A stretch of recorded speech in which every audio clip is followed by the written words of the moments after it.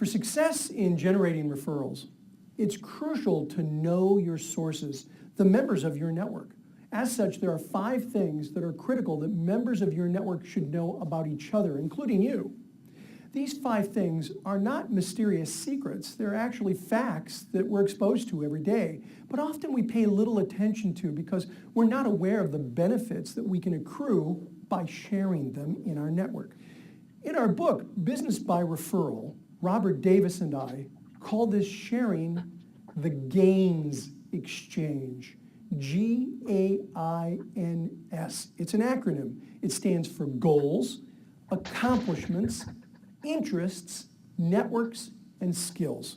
If you know the gains categories and use them effectively, you can strengthen your relationships, create strong organizations, and live a more rewarding, productive, and enjoyable life.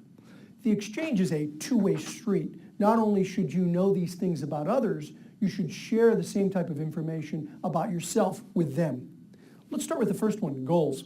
Goals are the financial, business, educational, and personal objectives you want or need to meet for yourself and for people who are important to you. They could be problems you want to resolve or decisions you need to make, either immediately or down the road.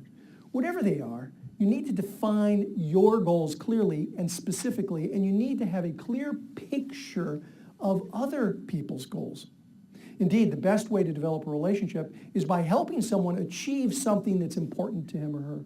If you do, they'll remember you when you need help achieving your goals. You'll become valuable sources for each other, and your relationship will endure and be strengthened.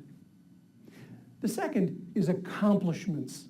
Some of your best insight into others come from knowing what goals they've achieved, what projects they've completed, what they've accomplished both for themselves and for others.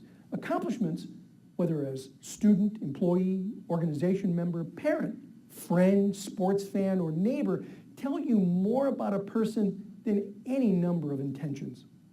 People like to talk about things they're proud of. Engage your network members in casual conversation. Encourage them to talk about their accomplishments. Sharing your accomplishments may lead to fortuitous surprises, such as a mutual interest or connection that can be beneficial to both of you. Next is interests. Your interests, the things you enjoy doing, talking about, listening to, or collecting, can help you connect with others. People are more willing to spend time with those who share their interests or know something about them. Knowing other people's interests makes it easier to help them in some way. Let them know your interests as well. If you and your contact share many of the same interests, it'll strengthen your relationship. Don't forget that your passions are your most important interests. A passion is something that you love to do, something you could do all day long without encouragement or prodding from others. Next, networks. A network starts with any group, formal or informal. It's an organization, an institution, a company, or a group of individuals who you associate with for either business or personal reasons. Most business people have a broad network of contacts. The question is, how well cultivated are those contacts? There's an old saying that goes, it's not what you know, but who you know. Well, I believe that it's not what you know or who you know, it's how well you know them that really makes a difference. Each of us has sources in abundance that we don't effectively cultivate. Each member of your network is part of several other networks. Each of your prospective sources is connected directly or indirectly with hundreds, even thousands of people you don't know.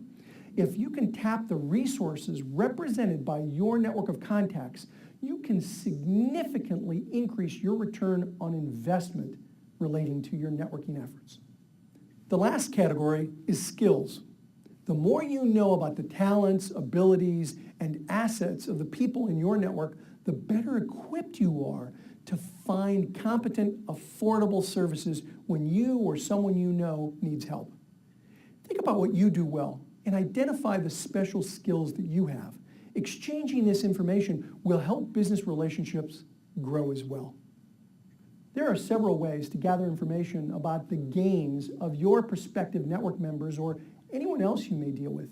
To do so, you should listen, observe, ask questions, review written materials, ask others, and of course, share your gains information. As you discover the gains of the people you are interested in, keep a record. Otherwise, you're likely to forget important information. Use the gains profile that you'll find in the book Business by Referral, or whatever database that you utilize to record the facts that you learn about the most important contacts. Spend more time with the people you already know, particularly with those you believe you want to know better.